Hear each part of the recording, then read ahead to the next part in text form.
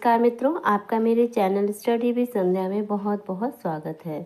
मित्रों, आज मैं आपके लिए महाकवि कालिदास कृत अभिज्ञान शाकुंतलम के चतुर्थ अंक से संबंधित महत्वपूर्ण तथ्य लेकर आई हूँ, जो कि आपकी टीजीटी की परीक्षा के लिए अत्यंत ही महत्वपूर्ण होगा। तो चलिए देखते हैं इसको कुछ महत्वपूर्ण तथ्य। और जो अभिज्ञान शाकुंतलम का चतुर्थ अंक है वो विस्कंभक से प्रारंभ होता है। विस्कंभक आप जानते होंगे, विस्कंभक होता है कि जो पहले की घटनाएं हैं, पहले के जितनी भी कथा है उसका इस कथा में, इसकी कथा की शुरुआत में उसकी जानकारी देना। और विस्कंभक भी दो प्रकार का होता है, एक मिश्र और एक शुद्ध विस्कंभक। तो इसमें शुद्ध विस्कंभक है और इसकी कथा प्रारंभ होती है अनसुईया और प्रियंवदा के वार्तालाप से, जब वो पुष्प चयन के लिए जाती हैं पूजा के लिए। और उसके पश्चात दुर्वासा ऋषि आते हैं आश्रम में। शकुंतला अकेली होती है, वो दुष्यंत के वियोग से उसकी यादों में बैठी होती है और उसे नहीं पता चलता है कि दुर्वासा ऋषि उसके आश्रम में आए हैं। तो चलिए देखते हैं चतुर्थ अंक की कथा संरचना। कथा संरचना क्या है? चतुर्थ अंक में ऋषि दुर्वासा के शाप के कारण राजा दुष्यंत शकुंतला को भूल जाते हैं। इस अंक में नायक और नायिका के बीच दूरियां स्पष्ट होती हैं।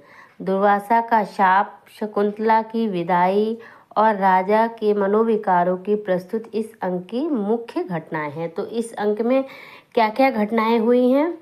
इस अंक में सारी कहानी यहाँ से बदल जाती है। पहले क्या है, श्रृंगार रस चल रहा होता है 3 अंक तक, फिर उसके पश्चात क्या होता है, एकदम से करुण रस आ जाता है, क्योंकि जो दुर्वासा ऋषि होते हैं वो शकुंतला को शाप दे देते हैं, जिससे कि दुष्यंत उसको भूल जाता है और फिर उसकी विदाई होती है और वहाँ जाके राजा उसको पहचान नहीं पाता है।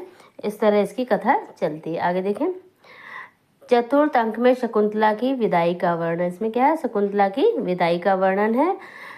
चतुर्थ अंक में शकुंतला की विदाई एक मार्मिक दृश्य है, बहुत ही मार्मिक दृश्य है। और ये इसीलिए जो अभिज्ञान शाकुंतलम का चतुर्थ अंक है सबसे अधिक महत्वपूर्ण है। कण्व ऋषि स्वयं उसे राजा दुष्यंत के पास भेजते हैं। जो कण्व ऋषि होते हैं, जो शकुंतला के पालित पुत्र हैं, वो उसे कहाँ भेजते हैं? राजा दुष्यंत के पास।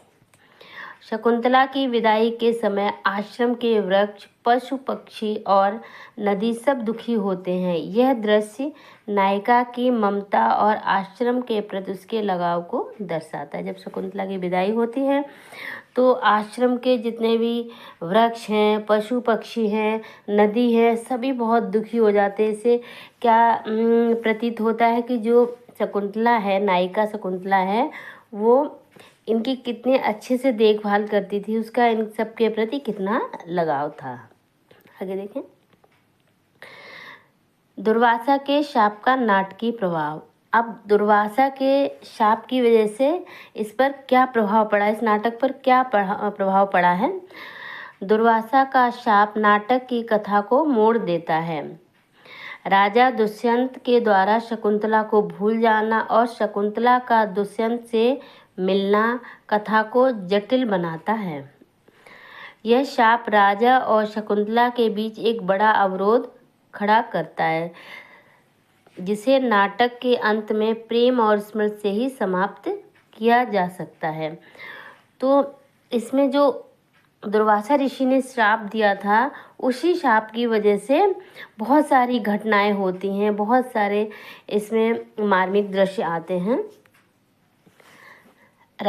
जब शकुंतला वहाँ पहुँच जाती है राजा के दरबार में दुष्यंत के पास, तो राजा दुष्यंत की मनोदशा का वर्णन किया गया है कि उसकी मनोदशा कैसी होती है। उस वक्त राजा दुष्यंत का मन प्रेम और कर्तव्य के बीच उलझा हुआ है। वो शकुंतला को देख के उसे कुछ एहसास होता है, लेकिन वो उसे पहचान नहीं पाता है।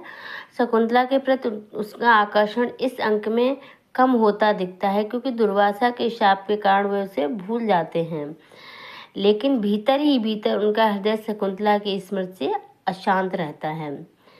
आगे देखें, कंडवृष की भूमिका चतुर्थ अंक में। अब चतुर्थ अंक में कंडवृष की क्या भूमिका रही है? कंडवृष इस अंक में एक पिता की भूमिका में दिखाई देते हैं। वो शकुंतला के पालित पिता की भूमिका में दिखाई देते हैं।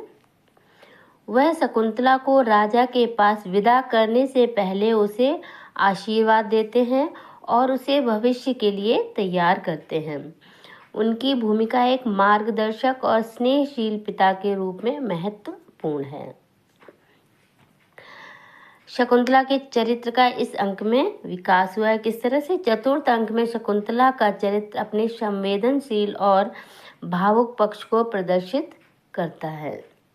विदाई के समय वह अपने आश्रम और परिवार से बिछड़ने के दुख को झेलती है। वह एक नायिका के रूप में अपने प्रेम और कर्तव्य के प्रति समर्पित रहती है। नंबर 7 देखें, प्रकृति के माध्यम से कथा में भाव। अब प्रकृति भी इसमें एक महत्वपूर्ण भूमिका निभाती है आपके चतुर्थ अंक में। तो चतुर्थ अंक में प्रकृति का वर्णन भावनाओं को व्यक्त करने के लिए किया गया है। आश्रम के पेड़ पौधे और पशु पक्षी सभी शकुंतला की विदाई पर दुखी है। यह न केवल शकुंतला के प्रति उनके प्रेम को दर्शाता है, बल्कि यह भी बताता है कि प्रकृति भी मानवीय भावनाओं को समझती है। यदि मनुष्य उनके प्रति प्रेम भाव रखता है, उनकी देखभाल करता है, तो प्रकृति भी बदले में उनकी भावनाओं को समझती है, उनके प्रति प्रेम प्रदर्शित करती है। तो इस प्रकार ये तथ्य चतुर्थ अंक की मुख्य घटनाक्रम, पात्रों की मनोदशा और कथानक की जटिलताओं को समझने में सहायक है। तो इन तथ्यों के माध्यम से मैंने आपको जो भी इसका घटनाक्रम है, पात्रों की जो मनोदशा है और जो कथानक है, उसको समझाने का एक छोटा सा प्रयत्न किया है। यदि आपको मेरा ये प्रयत्न पसंद आए तो कृपया इस वीडियो को लाइक करें और मेरे चैनल को सब्सक्राइब करें। धन्यवाद।